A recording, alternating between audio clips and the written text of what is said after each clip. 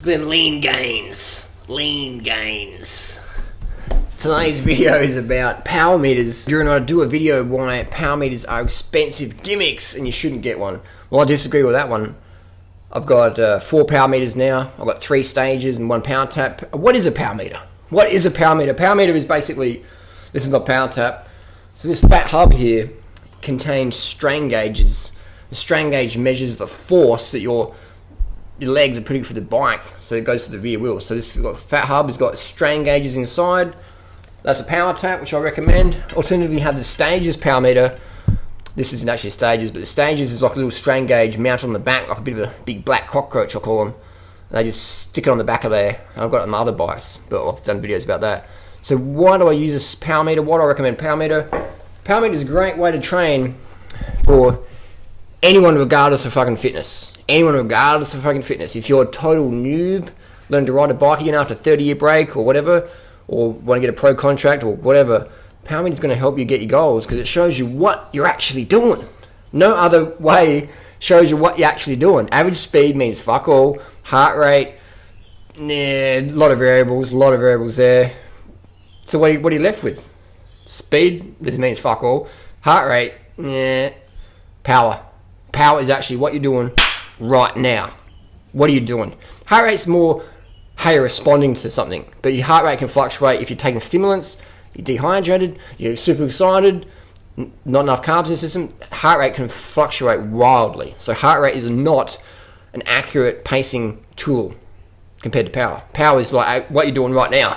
So if you back off your pedals, your power drops off. If you push on the pedals, power goes up. If you increase your cadence, power can go up. That's what things that's taught me a lot is now with the power meter since 2009, my cadence has gone up. Cadence means how many times you spin the pedal per minute. So optimum cadence for climbing is between 80 to 110. For sprinting, it's more like 95 to 130. Some downhill and BMXs get up to 170, even 200 cadence. So the more you can spin it, you save your sugar stores, because when you're spinning your pedals, you're burning more fat. When you're grinding your pedals, you're burning more sugars. So your sugar stores are exhaustible. So if you can spin, you can go longer, you can burn more fat, you can burn more total calories, because you just go longer, you can go better. So you want to learn how to spin at least 80 RPM. And all the power meters these days, the stages and the power tap, they come with a built-in cadence meter. So it registers, people, how do you see what your power is? So you got your thing called a Garmin head unit, and I use a few different Garmins. This one's I use for running, but also measures a power meter on your bike. So the Garmin's are great. Expensive. Yeah, I mean, definitely if you're living in the West, generally you can afford a power meter. If you make some sacrifices, you can. You know, if you're fucking honest with yourself, anyone can afford a power meter if you really want it.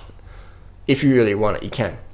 Chances are, you're watching this video, you live in a Western economy, and so you're going to be able to afford these things. If you live in a Western economy where you can maybe work some extra hours over time, you generally can afford it. If you live in certain countries, low income, then you understand. But you're probably not going to be watching my video if you're earning $1 a day, $2 a day, like 50% of the world population does. 50% of the world lives on less than $2 a day.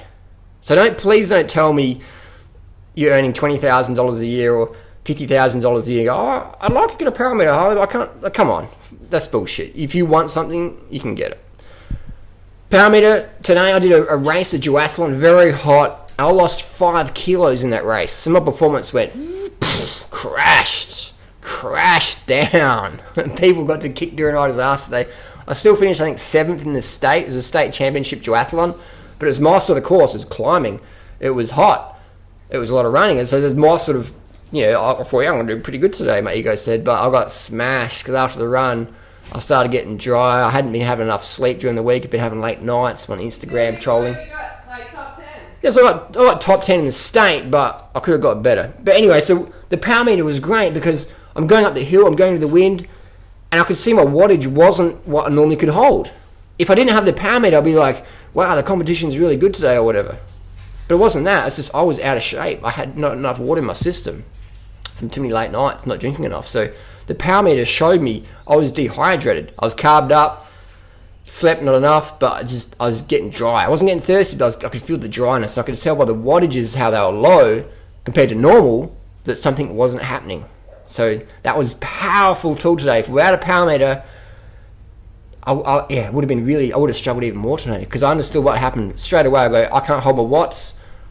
I can't hold my watts like I normally could for this climb. Means I'm getting fucking dehydrated. So I'm going to flip the switch. I went into economy mode where I just say, okay, bring it down to this sort of wattage and try and hold this versus try and just push and just blow up. I switched into economy mode, bam, and finished the race. I think 7th overall. So that was where the power meter is really helpful. It shows you what you're doing. People say, Harley, I don't race. I never want to race. Fine, but you race your mates. Aren't you in the race to get fitter? Yeah, you are. So power meter is going to help you go up any climb you want because it's going to teach you about how to get better gearing on your bike. If you get a power meter on your bike and your cadence is going under 80, you don't have enough gears on your bike to go up that climb. So get a compact crankset or get a 32 on the back or whatever. Get bigger teeth on the back. So the bigger this is like a 28. The bigger this is, the easier it is climbing, the better cadence you can have. A lot of the world's best climbers like Contador, etc., use a 32 on the back with a 34 up front. So that's a big spinning gear. The more you can spin, the more fat you'll burn. You'll save your legs for when it matters. Another thing with power meters is that you don't really need to understand. I don't train with like a fancy training program, whatever. I just use Strava, which is a free app. Strava. So I don't have a coach. I don't follow anything full on rigorous, but I use power to show me where I'm at. Show me what I did today. What am I doing now? What have I done today or yesterday? Am I getting better? And what do I need to do to get to the next step? Here's an example. You ride up your local climb. It takes you 10 minutes. You can hold 200 watts. You know, if you want to get better, you have to try and hold 220 watts or 250 watts one day. You know what I mean? So without a power meter, you just go, oh, I'm pushing hard. But what are you doing? You don't really know what you're doing unless you got wattages. That's what the pro riders use. And that's why guys like Dr. Ferrari and Lance Armstrong use a power meter. Most experienced, athletes around, best drug protocols, but it's all a waste of time without a power meter to objectively say, this is what the fuck we are doing now. And yes, we are improving because the wattage went up or the watts per kilo went up. So without a power meter, you cannot say you're getting fitter or whatever, especially if you've been doing it for a while. Because sometimes people have a bad day. Like today, someone might have thought, wow, I beat Duranrider, I'm getting really fit. I just had a fucking bad day. But if I had a power meter on and saw that, they go, well, Duranrider had a bad day because look at the watts. Duranrider can normally do better than that. So the power meter shows you what's going on. I encourage people to get invested in a power meter. I rate the Stages cycling power meter. I rate the Power Tap, not sponsored by either company. I paid retail. Why do I promote them? Because it's cheap. They're the cheapest, the lightest, easiest to service power meters in the market. The SRM and the Quarks are expensive, heavier, flexier, require a lot of more messing around.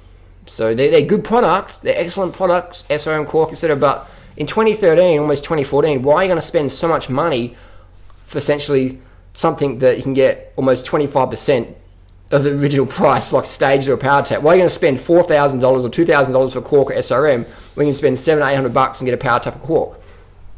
You got too much money, maybe. But then maybe buy a power meter for someone else. That's my tips on power meters. Are power meters expensive gimmicks? Definitely fucking not. Are power meters more affordable than ever before? Definitely. Will a power meter help you achieve your fitness goals? Definitely, because it'll teach you how to pace properly so you can just cruise. I went out with a friend the other day. She's like, I've never been up Norton Summit. I'm like, we'll get you up Norton Summit, guaranteed. Norton Summit, for those who don't know, it's a 5.5 kilometer climb, about 5.6% gradient. So it's a decent climb. She would get to this first 2K and go, turn around, go home. We went out there. I said, just ride next to me. And I just picked a good wattage on you that she'd be able to comfortably get up the climb. At the start, she's like pushing big watts. I'm like, no, back it off. Hold my watts, just sit next to me. Got up the climb easy. Next few days out there again. Because understanding how to pace properly is essential for climbing. Whether you're Chris Froome, attacking off the front, looking down at your stem, or total beginner, starting out, want to get fitter, power meter is going to help you. You don't need to get a fancy bike, but you need to get a power meter. That's my opinion. That's my experience. Post your comments and questions down below. Next question. See you soon.